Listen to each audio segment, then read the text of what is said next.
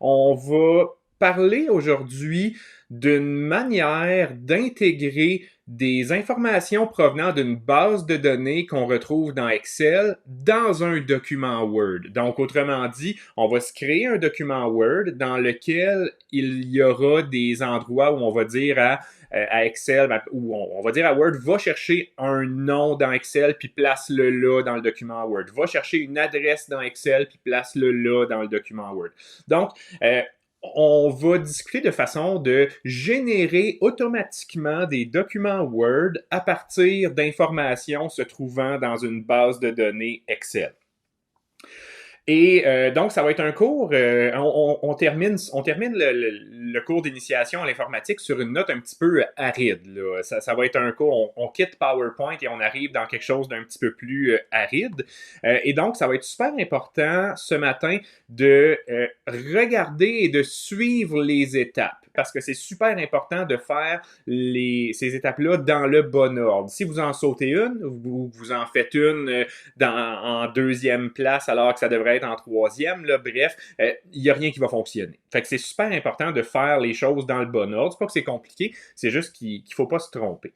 Donc, cette technique-là, ça s'appelle le publipostage. Et donc, c'est de l'interaction entre Word et Excel. Puis, toute cet aspect-là ou ces fonctionnalités-là qu'on retrouve dans Word ont été développées avec l'idée de, comme je le mentionnais tout à l'heure, personnaliser des lettres. Donc, mettre des noms de personnes, des adresses de personnes. Donc, personnaliser des lettres, personnaliser des enveloppes qu'on voudrait envoyer à 1 million de personnes à partir d'une série d'adresses qu'on retrouve dans une base de données. Mais ultimement, ce que ça permet de faire, c'est beaucoup plus large que ça. Ce que ça permet de faire, c'est de créer des zones dans notre document Word où on va aller chercher de l'information dans notre base de données Excel. Que ce soit des noms de personnes ou n'importe quoi d'autre, ça va fonctionner. L'impact de cette orientation-là vers la personnalisation de lettres, c'est que dans l'interface de Word qu'on va utiliser, vous allez le constater tout à l'heure, ça fait souvent référence à la notion de destinataire, donc des bases de données de destinataire, donc des bases de données de noms de personnes avec des informations sur ces personnes-là.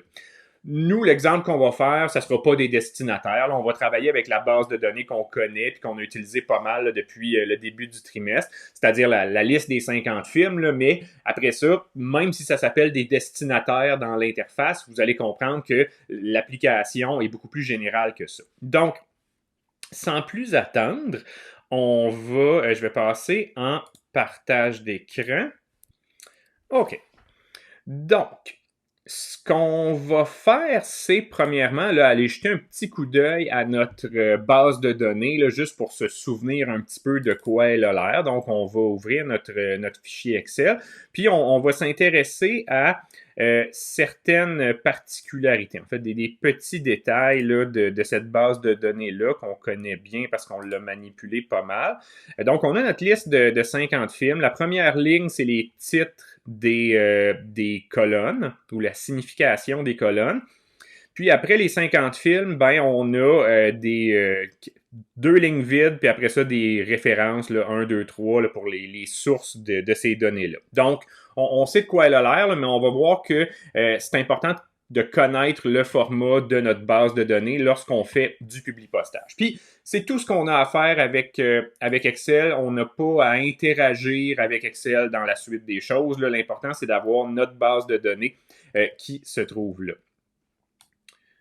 Donc, on va aller dans Word maintenant. Donc, on démarre Word. On va se créer un nouveau document vide, là.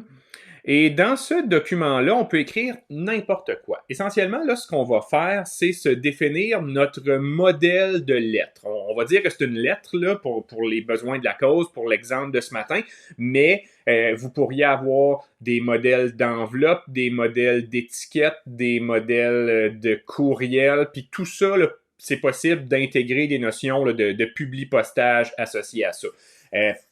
exemple d'utilisation, vous organisez une conférence et vous voulez imprimer des petits autocollants avec les noms de tous les participants et vous avez 1000 participants, là, vous voulez pas faire 1000 copier-coller à partir de votre liste de participants qui se trouve dans Excel, ben, vous allez pouvoir utiliser le publipostage pour faire vos étiquettes, là. Donc, il y a plusieurs utilisations potentielles. Nous, ici, on va le faire dans un contexte de lettres, là, mais le principe serait le même pour d'autres utilisations.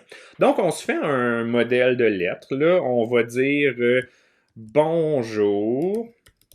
Puis là, on sait qu'on utilise notre base de données de films, là, fait que on va dire bonjour et on va s'adresser au pays qui a produit ou qui a engendré le film, là. Fait que je vais écrire bonjour pays. Puis là, j'écris pays, mais je pourrais écrire n'importe quoi, là. Ça va être remplacé par la suite par le nom du pays.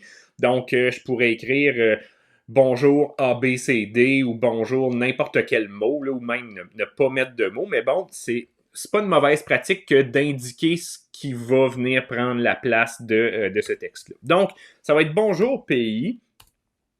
Nous vous informons que le film titre, puis là, on va aller chercher le titre du film, sorti en... On va aller chercher l'année du film, est classé à la position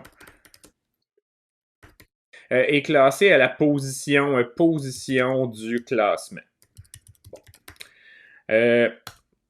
Et là, on peut mettre tout ce qu'on veut là, dans nos modèles de lettres. Je pourrais, par exemple, insérer une image. Donc, je vais aller mettre évidemment une image d'un petit chien qu'on va ratisser un petit peu quand même, là. Comme ça ici. Ensuite, on peut mettre une liste à puces. Et là, on va aller chercher, je sais pas moi, score IMDB, score Mediafilm. Puis là, ici, ça va être IMDB que je vais remplacer par la vraie information dans la base de données. Puis, genre du film. Comme ça.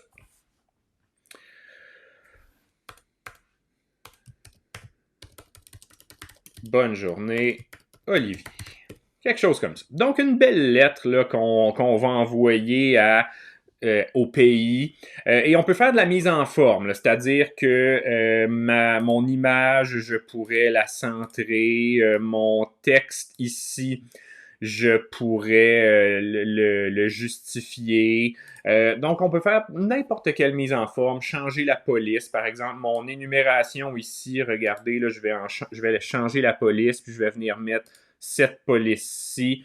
Donc, vous voyez le genre. Là, je fais mon modèle de lettre dans lequel je vais venir mettre de l'information qui provient d'une base de données Excel. Fait que pour l'instant, j'ai rien fait. C'est un document Word ordinaire, comme on l'a fait au début de la session.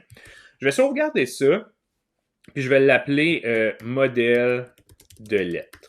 Comme ça. Vous pouvez l'appeler comme vous voulez, là, évidemment. Je sauvegarde ça sur le bureau. Et c'est là qu'on va commencer le publipostage en tant que tel. Donc, le publipostage, tout ce qu'on a à faire avec les notions de publipostage se passe, comme vous pouvez vous en douter, dans l'onglet Publipostage qu'on retrouve en haut. Donc, je m'en vais là-dessus. La première chose à faire, puis là, c'est là qu'on entre dans les étapes un petit peu, les nombreuses étapes qui vont mener à de la production de documents. C'est pas des étapes compliquées, mais il faut savoir comment les faire et dans quel ordre les faire. Donc, première chose qu'on doit faire, c'est avertir Word qu'on veut faire du publipostage. Genre, hey, ce document-là sera un document qui contient du publipostage. Pour faire ça, on clique sur le bouton « Démarrer la fusion et le publipostage ». Et là, quand on arrive ici, ben c'est là qu'on doit choisir le type de document qu'on veut produire. Nous, on va choisir de faire une lettre, parce que c'est ce qu'on vient de faire. Mais on pourrait faire des courriers électroniques par publi-postage qui s'envoient tout seul. Si on utilise Outlook, il faut que ce soit relié, là, toutes ces applications-là. On pourrait faire des enveloppes, on pourrait faire des étiquettes, donc plein de choses. Là, présentement, ce qui est sélectionné, c'est que notre document, c'est un document Word normal. Ben, on va le convertir en lettres qui utilisent le publi-postage. Donc, je clique sur lettres. Et là, on constate qu'il ne s'est absolument rien passé. Et tout ce qu'on a fait, c'est dire à Word qu'on allait éventuellement faire du publi-postage. Donc, première étape, c'est une étape d'avertissement qu'on va faire du publi-postage. Ensuite, deuxième étape, c'est de relier le document Word qu'on vient de créer, dans lequel on a activé le publi-postage, à la base de données. Puis pour faire ça, on va cliquer sur le bouton « Sélection des destinataires ». Puis nous, c'est plus ou moins des destinataires, c'est une liste de films, là, mais vous voyez, par rapport à ce que je mentionnais en ouverture de cours, toutes les notions ou les fonctionnalités de publi-postage sont faites avec l'idée d'avoir des noms de personnes et des informations sur les personnes, mais on peut faire n'importe quoi avec le publi-postage. Donc, on clique sur « Sélection des destinataires » et là, vous avez trois options quand vous cliquez sur ce bouton-là. Premièrement, je vais parler des deux options qu'on ne va pas choisir, puis après ça, je parlerai de l'option qu'on va choisir. Vous avez la première option qu'on ne choisira pas, qui est « Entrer une nouvelle liste ». Ça vous amènerait dans une interface de Word pour créer votre nouvelle liste avec vos informations. C'est pas super intéressant, là. C'est comme un mini Excel avec des colonnes, des cases, des tableaux essentiellement. Puis ça marche pas super bien. Fait que c'est vraiment recommandé d'avoir sa base de données au préalable avant de se lancer dans le publi-postage. Donc faites votre base de données sur Excel, assurez-vous que tout est en place puis que tout fonctionne, puis ne créez pas votre base de données comme live dans Word. C'est une suggestion que je vous fais. Donc, on ne fera pas ça. Deuxième option, sélectionnez dans les contacts Outlook. Si vous utilisez Outlook et que vous avez tous vos contacts, votre million d'amis là, dont vous avez les informations dans Outlook, donc nom, adresse, numéro de téléphone, adresse courriel et ainsi de suite, vous pourriez, plutôt que d'avoir une base de données construite sur Excel, utiliser vos contacts Outlook ou un groupe de contacts parmi tous vos contacts Outlook. Donc, on n'a pas vu le logiciel de Outlook dans le cours ici. Je n'ai pas de contact sur Outlook, donc je ne vais pas utiliser ça. Ce qu'on va faire, c'est utiliser une liste existante. Donc, quand je vais cliquer là-dessus, ça va ouvrir mon explorateur de fichiers, puis ça va me permettre d'aller sélectionner mon fichier Excel qui contient ma liste de films. Donc, je clique sur « Utiliser une liste existante ». Comme prévu, ça ouvre l'explorateur de fichiers. Je m'en vais sur le bureau où j'ai mon fichier Excel qui est la liste de films. Donc, je sélectionne la liste de films, je clique sur « Ouvrir ».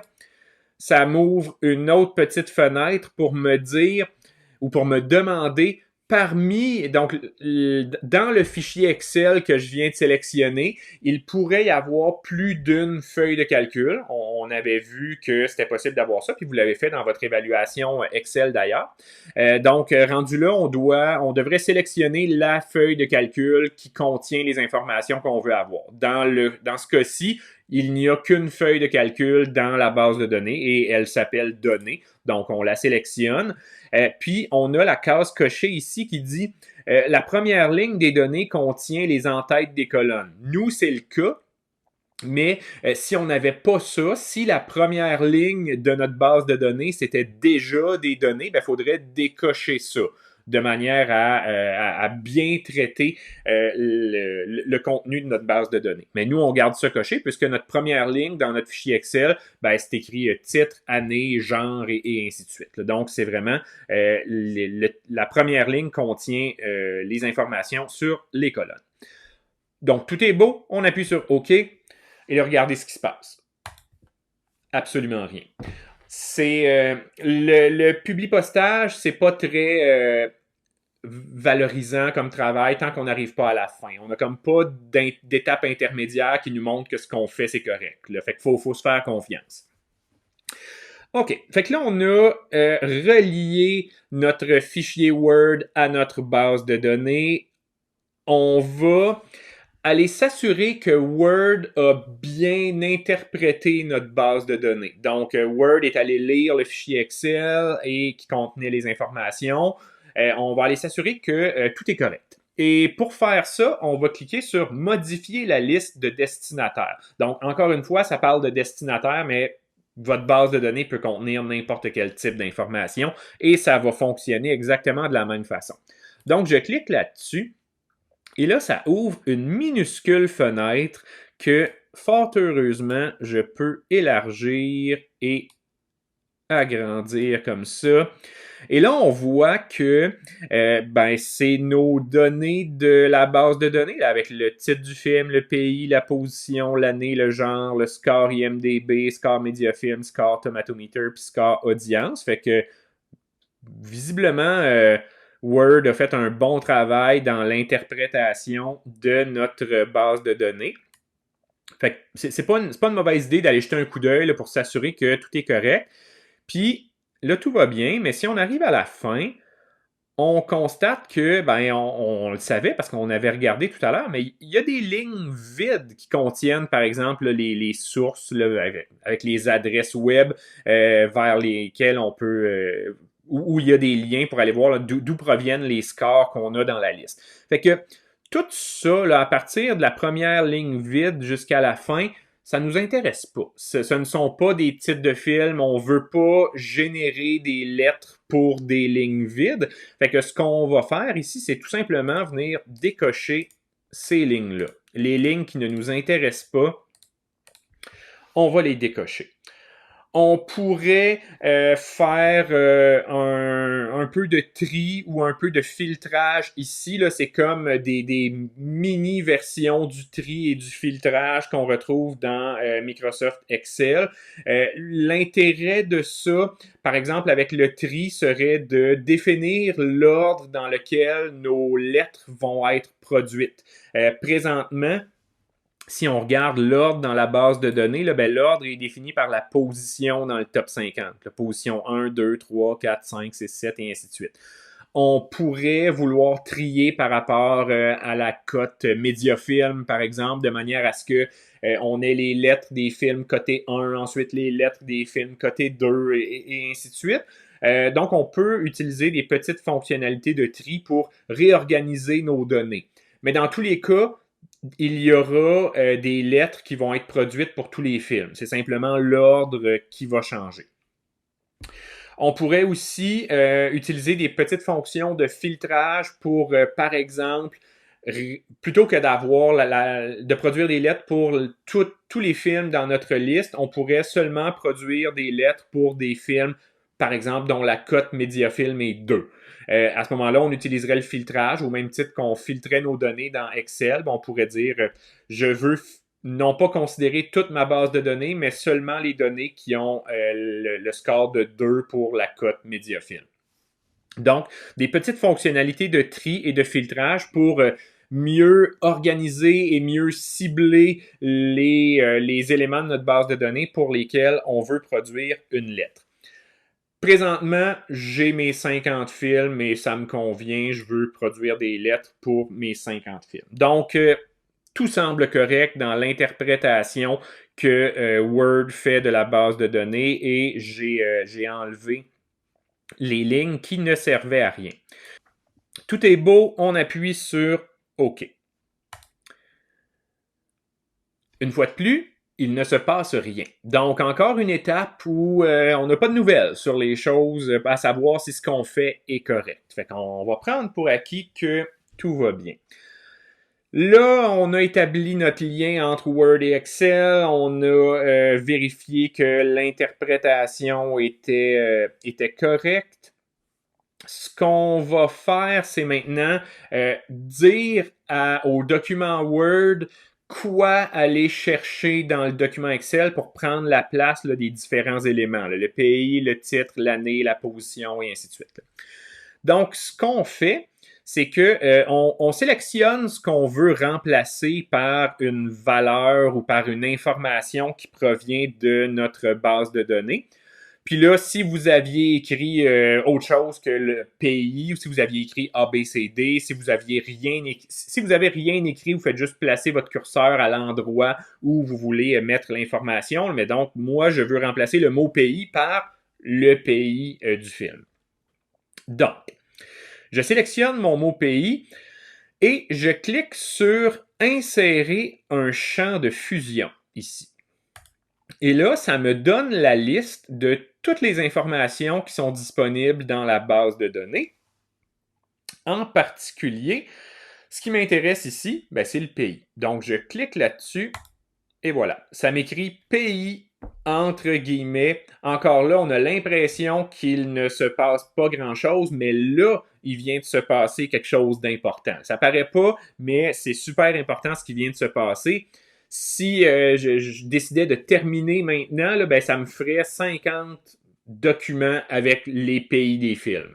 Mais là, nous, on veut plus d'informations que ça. Là. Puis, d'ailleurs, pour distinguer dans les documents qui font du publipostage, pour distinguer comme le texte régulier de les éléments qu'on va aller chercher dans la base de données, je vous encourage à cliquer sur le bouton « Champ de fusion en surbrillance ».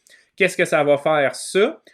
Ça fait que, de manière un petit peu plus visuelle, ça nous indique qu'est-ce qui est un mot ordinaire, ou donc il n'y a pas de surbrillance, de mise en forme particulière, versus qu'est-ce qui est un lien vers la base de données. En ce moment, pays est un lien vers la base de données. Et ça nous l'indique en nous le mettant en surbrillance. On refait cette étape-là pour tous les éléments qu'on veut aller chercher dans la base de données. Donc ici, je sélectionne le titre, je fais insérer un champ de fusion, je vais chercher le titre. Je fais la même chose pour l'année, je sélectionne mon mot année, insérer un champ de fusion, année.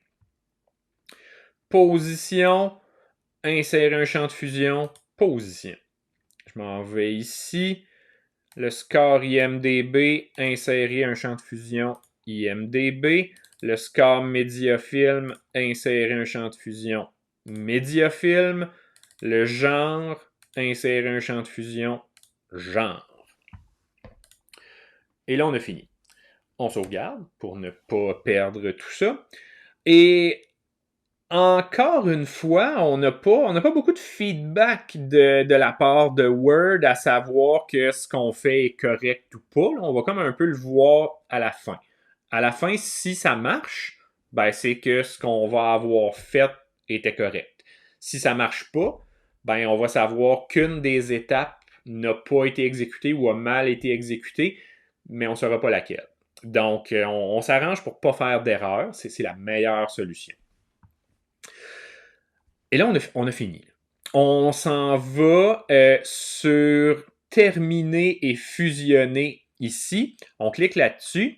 Ça fait apparaître un petit menu où on a l'option soit d'envoyer des courriels automatisés, si on avait au départ généré des courriels en remplaçant des informations par publipostage, on peut automatiser l'envoi de courriels, on peut automatiser l'impression de documents.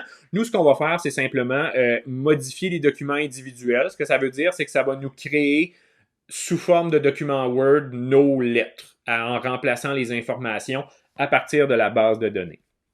Donc, on clique là-dessus et là, Word va travailler quelques secondes pour faire ça. Là, on a juste 50 films, fait que ça ne sera pas si long que ça, mais si vous avez une base de données avec 10 000 personnes, par exemple, Word va pédaler un petit moment là, pour vous générer tous ces documents-là. Donc, on clique là-dessus et là, on dit oui, fais ça avec tous les enregistrements dans la base de données.